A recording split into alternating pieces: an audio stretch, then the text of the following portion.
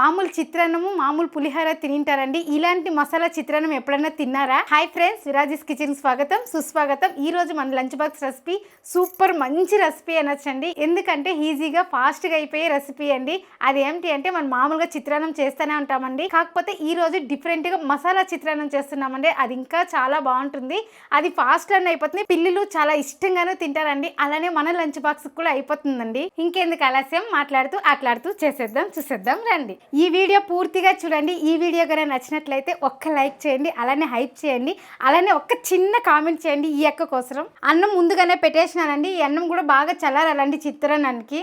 పచ్చి కొబ్బరి, జీలకర్ర 1 స్పూను, ఆవాలు 1 స్పూను, కరివేపాకు, 4 పచ్చిమిర్చి, కొద్దిగా కొత్తిమీర, ఇంగువ, అలాగే కొద్దిగా బెల్లం, 1 నిమ్మపండు. సేమ్ మెజర్మెంట్ కే అండి. మీరు నిమ్మపండు అయినా వేసుకోవచ్చు, మామిడికాయ అయినా వేసుకోవచ్చు, అలాగే చింతపండు గుజ్జు కూడా వేసుకోవచ్చు అండి. అలా ఏదైనా చేసుకోవచ్చు. కాకపోతే ఈ మసాలా మాత్రం ఒకటే అండి. ఇప్పుడు ముందుగా మనం కొబ్బరికాయ కొట్టేసి తురుముకోవాలండి. అర్ధం చిప్ప తురుముకుంటే సరిపోతుంది. ఇప్పుడు ఇవంతా మనం మసాలా మిక్సీకి పడతామండి. కాబట్టి కొబ్బరి మీరు తురుముకునేటుంటే తురుముకోండి, లేదా కట్ చేసి వేసుకున్నాను సరిపోతుందండి. ఎట్లనో మిక్సీనే కదా పడతాము. ఇవంతా ఏది వేయించే పని లేదండి. అలానే రుబ్బుకొని మళ్ళీ పోపు పెట్టుకుందామండి. ఇప్పుడు కొబ్బరి తురుము వేసుకుందాము. 1 చిప్ప ఫుల్గా వేస్తున్నానండి నేను ఇక్కడ. బెల్లం కూడా ఇందులోనే వేసుకునే వెళ్ళండి. ఇప్పుడు వీటినంతా కడిగేసి వేసుకునేద్దాము.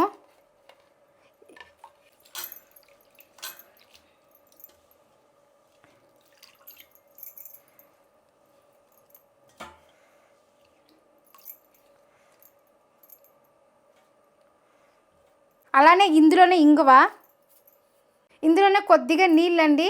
నిమ్మపండు మాత్రం లాస్ట్లో పిండుకుందామండి, ఇప్పుడే పిండకూడదు. ఇప్పుడు దీన్ని మిక్సీ పట్టేద్దాం. మామూలుగా చట్నీకి రుబ్బుతాం కదండి, అలా రుబ్బుకుంటే సరిపోతుంది. చూడండి, ఈ మాత్రం రుబ్బుకుంటే సరిపోతుందండి. ఇప్పుడు తీసి పక్కన పెట్టేద్దాము.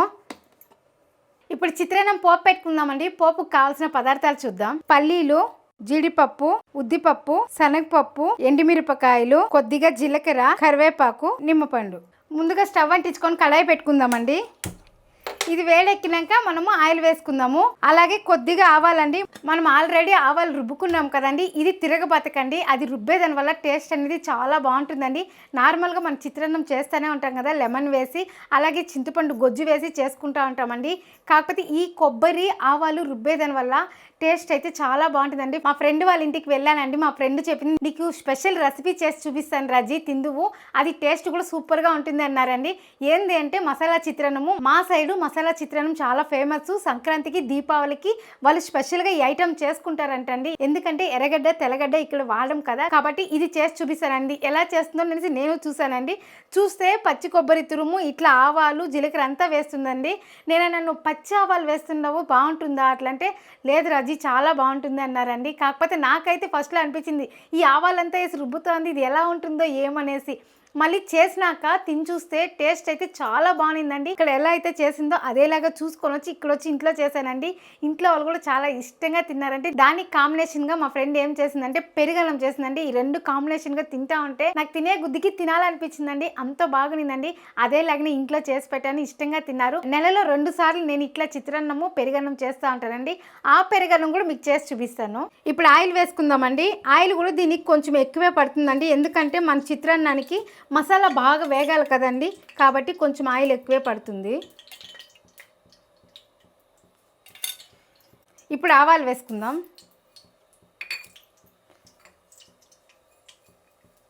ఆవాలు చిట్లుతూ ఉందండి. ఇప్పుడు జీలకర్ర వేసుకుందాం. ఇప్పుడు ఇవన్నీ వేసుకునేద్దామండి. ఇప్పుడు ఇవన్నీ వేసాం కదా, మంట అనేది తక్కువ పెట్టుకొని వేయించుకోవాలండి. ఎక్కువ మంట పెట్టినట్లయితే మన కలర్ వచ్చేస్తుందండి, మాడిపోయినట్లు అయిపోతుంది. ఇప్పుడు ఎండుమిరపకాయలు వేసుకుందాం.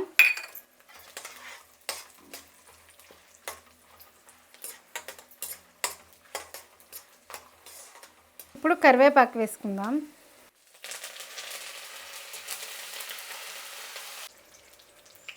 ఇవంతా వేగిందండి. ఇప్పుడు రుబ్బుకున్నాం కదా, మసాలా వేసేద్దాం.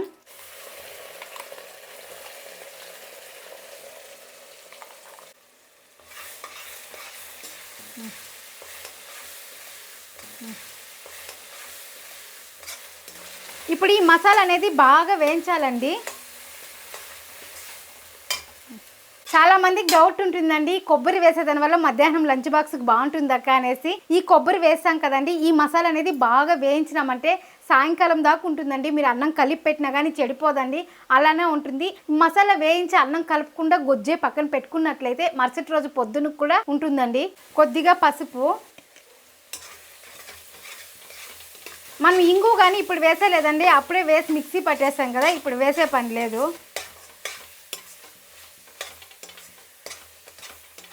ఇది బాగా వేగి నూనె పైకి వస్తుంది కదండి, అప్పుడు స్టవ్ ఆఫ్ చేద్దాము.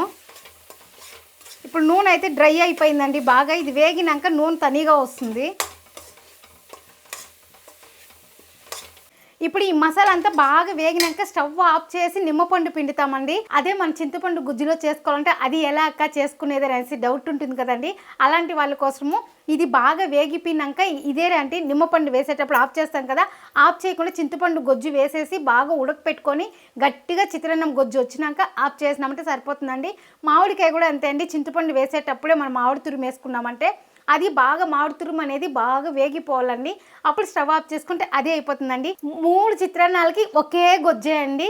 ఇంకొకటి అండి, నెల్లికాయ చిత్రాన్నం చేస్తారు కదా, అది కూడా సేమ్ ప్రాసెస్ అండి. అది కూడా మీకు ఎప్పుడైనా చేసి చూపిస్తానండి. నెల్లికాయ చిత్రాన్నం కూడా పిల్లలకి చాలా హెల్త్కి మంచిదండి. ఆ నెల్లికాయ తినేదాని వల్ల హెయిర్కి కూడా చాలా మంచిదండి. నేను అప్పుడప్పుడు పాపకి ఏబీసీ జ్యూస్ చేయిస్తూ ఉంటాను, అందులో నేను నెల్లికాయ వేసి పాప కూడా ఇష్టంగా తాగుతుందండి. మీకు నెల్లికాయ చిత్రాన్నం కావాలంటే కామెంట్ చేయండి, నెక్స్ట్ వీడియోలో నేను చేసి చూపిస్తాను. చూడండి, నూనె ఇలా సైడ్కి వచ్చిందంటే మసాలా వేగిపోయినట్లండి. ఇప్పుడు మనం స్టవ్ ఆఫ్ చేస్తున్నాము.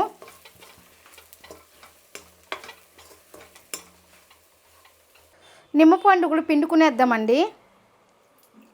చూడండి, స్టవ్ ఆపేసాము. ఇప్పుడు మనం నిమ్మపండు గొజ్జు వేసుకుందాము. ఈ గింజలు పడకూడదండి, ఈ గింజలు పిల్లలు తినేటప్పుడు పళ్ళు కింద తగిలిందంటే చేదనిపిస్తుందండి. అన్నం కూడా బాగా చల్లారిపోయిందండి. చూడండి, ఎప్పుడు మనం చిత్రాన్నము పులిహోర ఇట్లా చేసినప్పుడంతా అన్నం చల్లగా ఉంటేనే అండి బాగుంటుంది. రుచికి సరిపోయినంత సాల్టు. ఇప్పుడు అన్నీ వేసేసామండి, బాగా మిక్స్ చేసుకుందాం. ఇప్పుడు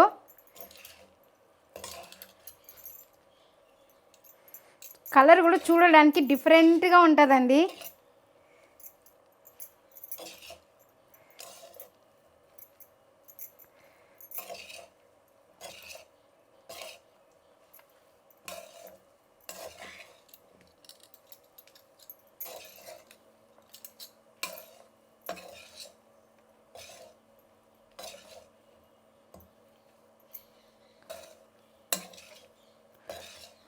చూడండి, చూడడానికి కలర్ ఎంత బాగుంది కదా. పిల్లలు కలర్ కూడా చూస్తారండి తినేటప్పుడు. కలర్ చూసి తినే పిల్లలు కూడా చాలామంది ఉన్నారు. ఎందుకక్క ఇట్లా చెప్తున్నారంటే, నా కూతురే కలర్ చూసి తింటుందండి.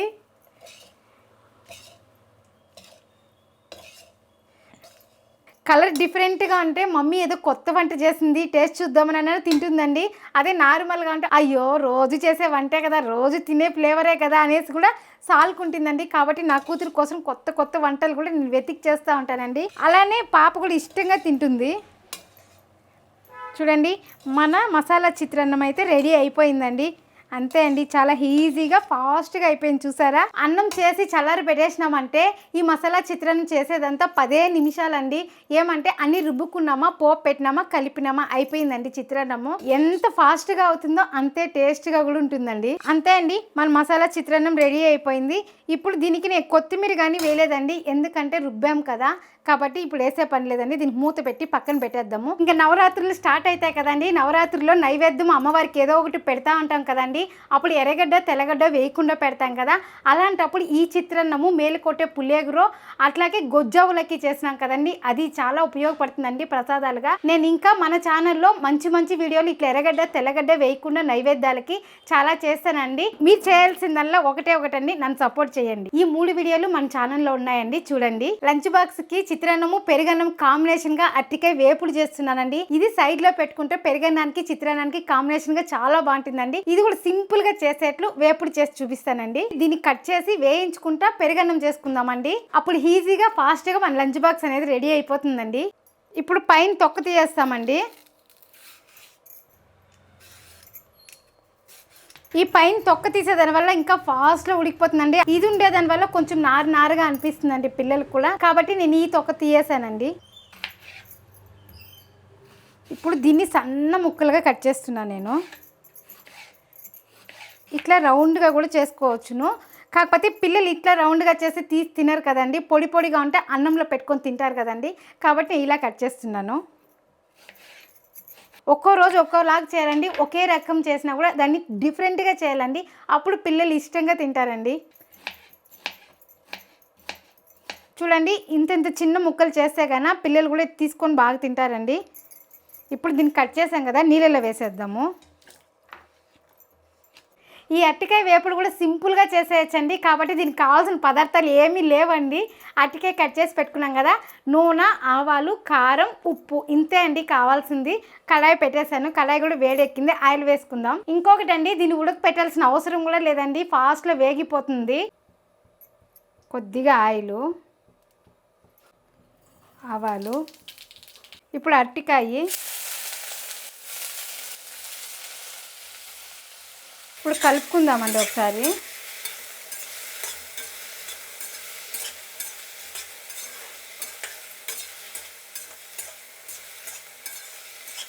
ఇలా కలబెట్టేసి మూత పెట్టేద్దామండి.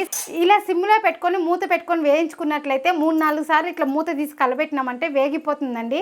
అప్పుడు ఉప్పు కారం వేసి దించేస్తామండి. చూడండి, మధ్యలో ఇట్లా మూత తీసి చూడాలండి.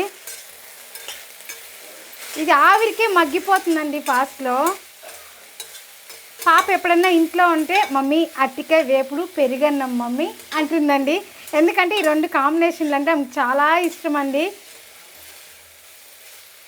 అలాగే నేను ఎప్పుడైనా బయట వెళ్ళానంటే ఫోన్ చేస్తుందండి, లంచ్ టైం అయిపోతే మమ్మీ ఏం వంట ఏం చేయాలి మమ్మీ చెప్పు అంటే, ఏం చేయాలనుకోండి నువ్వు చెప్పినానా అంటే, మమ్మీ పెరుగన్నం అరటికాయ వేపుడు మమ్మీ అట్లా అని చెప్తుందండి. సరే నాన్న చేసే అంటే, ఈరోజు పెరుగన్నం అరటికాయ వేపుడు అనేసి ఈజీగా సేమ్ నాలాగనే అండి నా కూతురు మాట్లాడుతూనే వంట చేస్తుంది.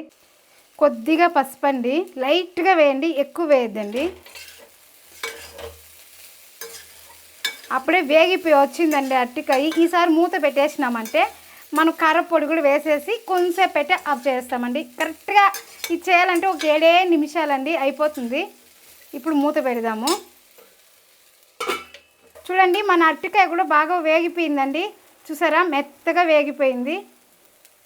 ఇప్పుడు మనం ఇందులో కొద్దిగా కారము, అలాగే కొద్దిగా సాల్ట్ ఇప్పుడు కలుపుకుందామండి. మన అరటికాయ వేపుడు కూడా చూసారండి, సింపుల్గా ఫాస్ట్లో అయిపోయింది. ఇలా పెరుగన్నానికి, రసమన్నానికి, సాంబార్ అన్నానికి చాలా బాగుంటుందండి. ఒక 2 నిమిషాలు ఇలానే పెడదామండి, ఎందుకంటే ఉప్పు కారం కొంచెం పట్టాలి కదా, అందుకని. అంతే అండి, మన అరటికాయ వేపుడు కూడా రెడీ అయిపోయిందండి. స్టవ్ ఆపేద్దాము. దీనికి కూడా మూత పెట్టేద్దాం. పక్కన పెట్టేసి పెరుగన్నం రెడీ చేసుకుందామండి. ఇప్పుడు మనం పెరుగన్నం కలుపుకుందామండి. ముందుగా పెరుగు వేసుకుందాము. రుచికి సరిపోయినంత సాల్టు, ముందుగా కలుపుకునేసి మళ్ళీ పోపు పెట్టుకుందామండి.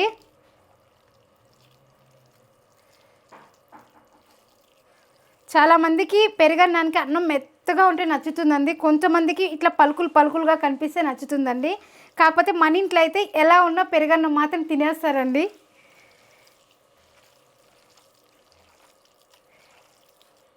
నేను ఎప్పుడు మామూలుగా టిఫిన్ చేసిన అంటే లంచ్ బాక్స్ కొంచెం పెరుగన్నం ఇస్తానండి. పాపకు కూడా ఇష్టంగా తింటుంది. టిఫిన్ తినేదాని వల్ల పెరుగన్నం తిన్నామంటే మంచిగా జీర్ణం కూడా బాగా అవుతుందండి. కడుపులో కూడా చల్లగా ఉంటుందండి, కాబట్టి కొంచెము పెరుగన్నం ఇస్తానండి. ఇప్పుడు ఇందులో కొద్దిగా నీళ్ళు వేద్దామండి. మధ్యాహ్నం కదా బాగా గట్టిగా లాగేస్తుందండి అన్నము, కాబట్టి కొంచెం నీళ్ళుగా వేసినామంటే మధ్యాహ్నం తినేళ్ళకి సరిపోతుంది. పెరుగన్నం పోపుకు కావాల్సిన పదార్థాలండి: జీడిపప్పు, మినప్పప్పు, శనగపప్పు, పచ్చిమిర్చి, కరివేపాకు, కొత్తిమీర, ఇంగువ, అలాగే పెరుగన్నంలో వేసి కలిపేకి దానిమ్మ గింజలు, పోపు కొద్దిగా ఆయిలు, ఆవాలు. ఇప్పుడు పోపు దినుసులు వేద్దామండి.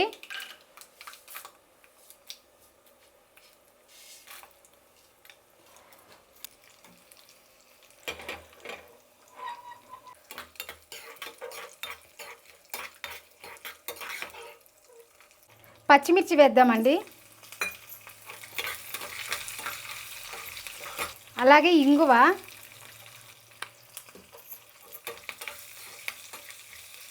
ఇప్పుడు కరివేపాకు. అంతే అండి, స్టవ్ ఆపేస్తున్నాను. ఇప్పుడు ఇందులో వేసేద్దామండి.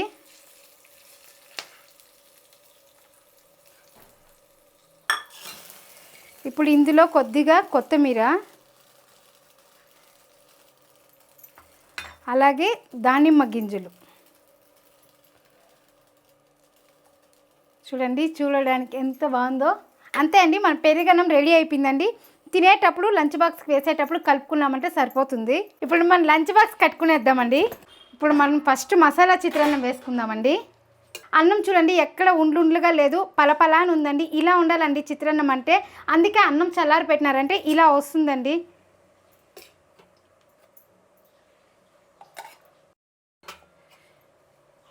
ఇది మామ లంచ్ బాక్స్ అండి. మామకి ఎండు మిరపకాయలు వేస్తే నంజుకుంటారండి మధ్యలో, కాబట్టి 2 మిరపకాయలు కూడా వేశాను. ఇది ఊరు మిరపకాయలు అండి, అమ్మ ఊర్లో ఇంకా తెచ్చిచ్చింది కాబట్టి కారం మీడియంగా ఉందండి, అలా కూడా తినచ్చు కాబట్టి అందుకే వేశాను. అలాగే పెరుగన్నంలో కూడా తినచ్చండి, అందుకే 3 మిరపకాయలు వేశాను. ఇప్పుడు మనం పెరుగన్నం వేసుకుందామండి. ఇంకా కలపలేదు, చెప్పాను కదండి లంచ్ బాక్స్ వేసేటప్పుడు కలుపుదామని.